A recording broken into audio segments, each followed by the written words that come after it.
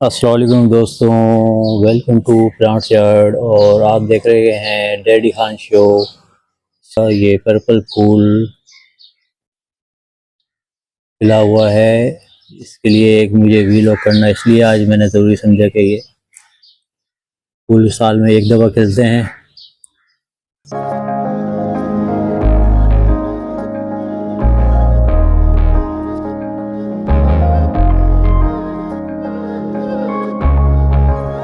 ये देखें, इतना वज़नी है कि ये ज़रा इसको हिलाया और ये लेट गया।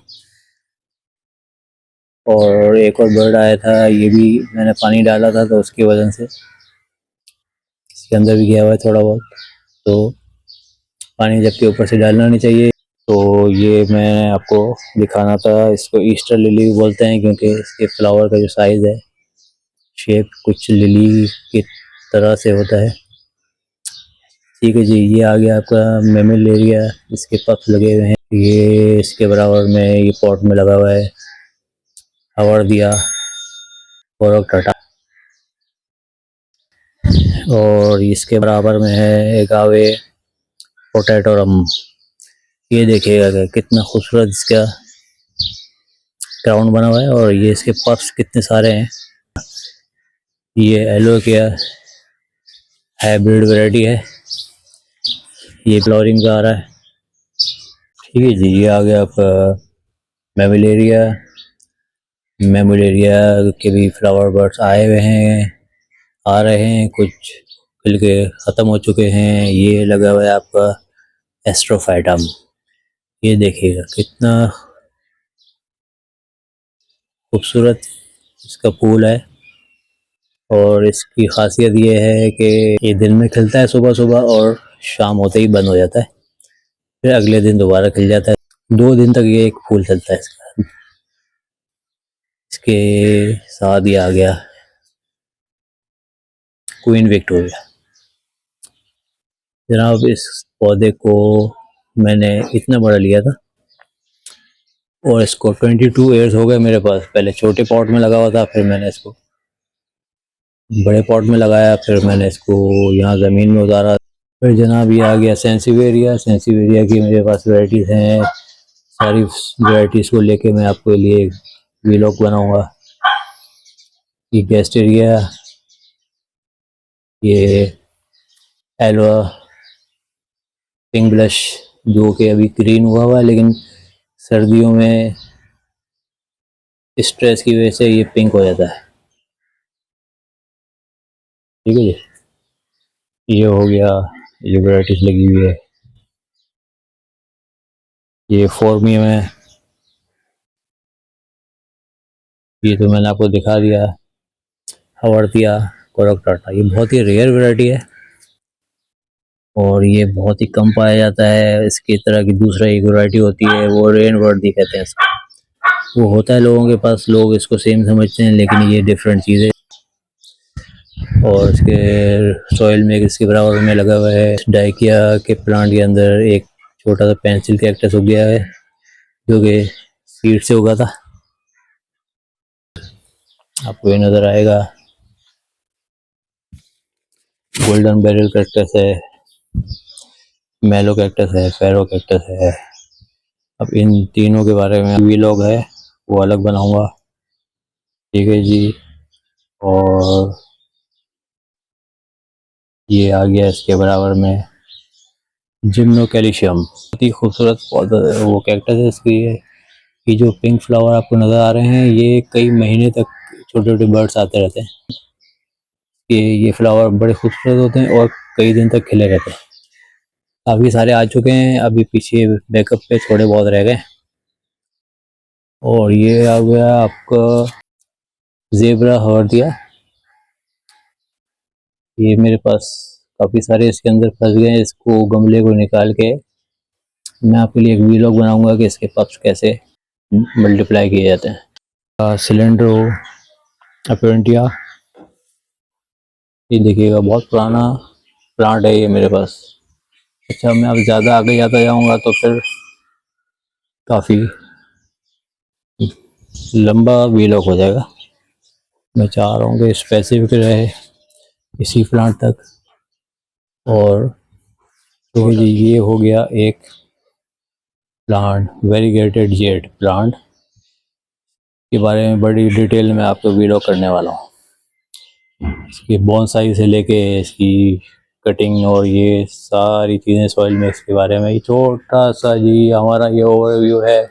ये देखिएगा, अच्छा ये जो पौधा है ना विक्टोरिया का है, क्वीन विक्टोरिया की एक टाइप है, लेकिन कम ही नज़र आती है। अगर ये इतना बड़ा हो जाए तो इसके 3 टाइम एक्सपेंसिव होगा।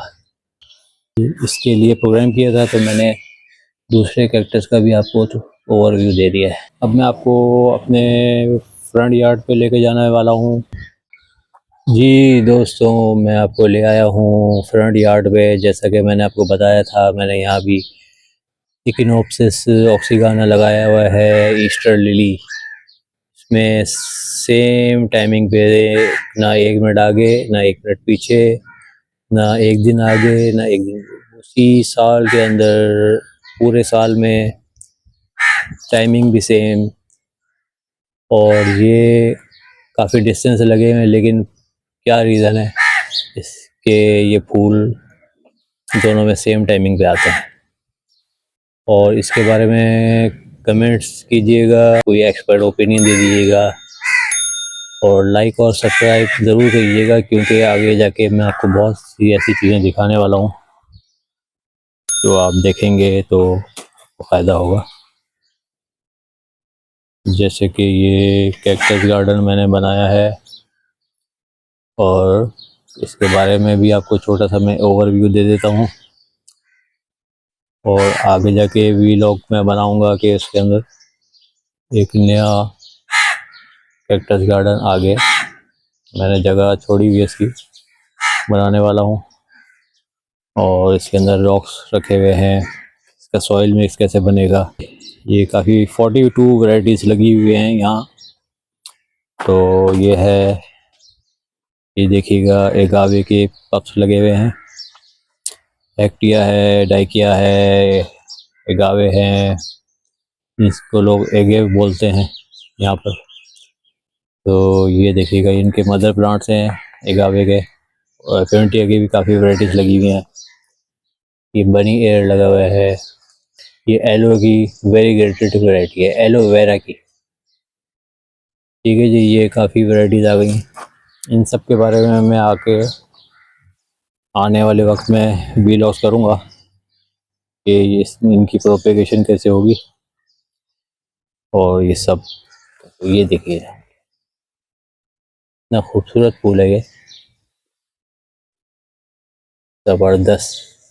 ये हो गया मेरा छोटा सा कैक्टस गार्डन का ओवरव्यू। बेसिकली मेरा जो पर्पस था वो इस वक्त इस वीलॉग का, कि मैं आपको ईस्टर लिली के बारे में कुछ बताऊं कि उसका फ्लावर किस टाइप का होता है और इस पौधे की वैल्यू क्या है। ठीक है जी, अब मैं आपके लिए एक वीलॉग करूंगा कि इस पौधे को एक अच्छे से पॉट में कैसे लगाया जाए और उसका सॉइल मिक्स कैसा बनाया जाए, ताकि ये भी हर साल 2-3 फ्लावर्स तो निकालेगा। इतना बड़ा बड़ा, ये काफ़ी पुराना पौधा है। इसको मैं जब पॉट में चेंज करूँगा तो इसकी जब पॉट की खूबसूरती के साथ, और इसको जब लगाएंगे तो इसकी शक्ल और ख़ूबसूरत हो जाएगी उस पॉट में जाके। आज का हमारा व्लॉग कंप्लीट हुआ, तो नेक्स्ट व्लॉग जो होगा वो मैं आपको बताऊंगा। हाँ, ये हवर्दिया के बारे में, ये हवर्दिया है, ये भी हवर्दिया है। ये एटिनुआटा है, ये फेशियाटा है। लोगों को थोड़ा सा कन्फ्यूजन हो जाता है एटिनुआटा और फेशियाटा में क्या फ़र्क। इसके लिए ज़रूरी है कि आप हमें सब्सक्राइब करें, ये बेल आइकॉन प्रेस करें, और ताकि आपको नोटिफिकेशन मिलता रहे अगले वीलॉग का। ठीक है जी, खुदा हाफिज़।